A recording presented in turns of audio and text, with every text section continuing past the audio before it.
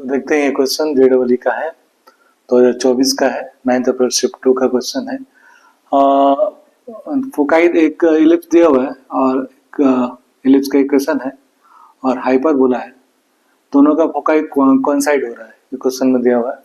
और length of transverse axis का length alpha दिया हुआ है और कंजुगेट एक्सिस की लेंथ बीटा दिया है हाइपरबोला का। ठीक है, तो 3 अल्फा इसका +2 बीटा स्क्वायर की वैल्यू निकालनी है। ठीक है, मतलब कि देख लेते हैं एलिप्स कैसा है। एलिप्स जो है इसका सेंटर 1 1 पे होगा, मतलब 1 1 कहीं यहाँ पे मान लेते हैं, तो एलिप्स कुछ ऐसा होगा। एक्स एक्सिस ओरिजिन और वाई एक्सिस है, 1,1 पे है। ठीक है, और आपका फोकाई कहीं इधर होगा एस और एस डैश मान लेते हैं। ठीक है, फोकाई इधर है और फोकाई हाइपरबोला का भी यही है, कोइंसाइड कर रहा है। हाइपरबोला कुछ ऐसा होना चाहिए। ठीक है, तो ये ट्रांसवर्स एक्सिस की लेंथ ये हो गई और कंजुगेट एक्सिस की लेंथ ये कहीं हो गई, है ना। इलिप्स का हाइपरबोला का अलग अलग होगा। ये मान लेते हैं हाइपरबोला का कंजुगेट एक्सिस की लेंथ और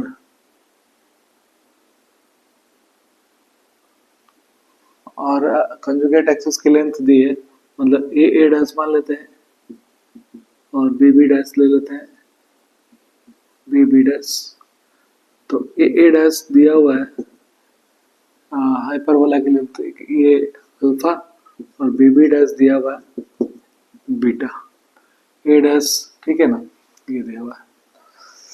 ए डैश मान लेते हैं कि ये है आपका 2a डैश, ये डिस्टेंस जो है ना 2a डैश मान लिया और ये 2b डैश मान लिया।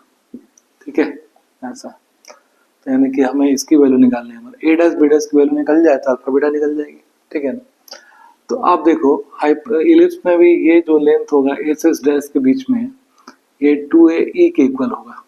ठीक है, 2ae इलिप्स का एसेंट्रिसिटी और 2a डैश एलिप्स हाइपरबोला का एसेंट्रिसिटी। ठीक है, ये 2 कैंसल और ए डैश ए कितना है, ये ए स्क्वायर होता है 10 स्क्वायर है ना, ए की वैल्यू 10 है। 10 E equal to A dash E H और दिया है क्या, eccentricity of the ellipse reciprocal of eccentricity of hyperbola, ये दिया हुआ। ठीक है, तो हमें अब क्या करना है कि पहले एसेंट्रिसिटी निकालना पड़ेगा एलिप्स का। एलिप्स का निकाल सकते हैं इजीली, तो एलिप्स का निकालने के लिए क्या formula, B square equal to A square 1 minus E square, ये लिखा देंगे। ठीक है, बी स्क्वायर कितना है 75 है, ए स्क्वायर 100 है, 1 माइनस एसेंट्रिसिटी ऑफ एलिप्स, ये कितना आ जाएगा 3 4, यानी कि एसेंट्रिसिटी ऑफ एलिप्स जो होगा आपका 1 माइनस 3/4 स्क्वायर हो गया और ये 1/4, यानी एलिप्स का एसेंट्रिसिटी 1/2 आई। ठीक है, और हाइपरबोला का कितना आ जाएगा, इसका रेसिप्रोकल यानी 2 आ गया। ठीक है, एसेंट्रिसिटी आ गया। अब हमें सिंपल हो गया, आप ए डैश निकाल सकते हैं आराम से। ठीक है, जैसे ई का एसेंट्रिसिटी 1/2 आया और हाइपरबोला का 2 आया, तो यहाँ पुट कर देते हैं। यहाँ पुट करेंगे तो क्या आएगा 10 5 हो जाएगा, ये 5 is equal to A dash और एसेंट्रिसिटी 2, तो यानी 5/2 हो जाएगा। ए डैश 5/2 आ गया। ठीक है, तो ए डैश 5/2 आ गया तो सिंपली हम बी डैश भी निकाल सकते हैं। ठीक है, देखो बी डैश कैसे निकालेंगे, तो B dash square is equal to A dash square is equal to E H square minus 1, hyperbola का eccentricity B dash square, A dash square कितना है 25/4 हो जाएगा, ई एच हाइपरबोला का तो कितना हो जाएगा 3 हो जाएगा, यानी कितना हो जाएगा B dash square, B dash कितना हो जाएगा 5/2 √3, ये हो जाएगा बी डैश।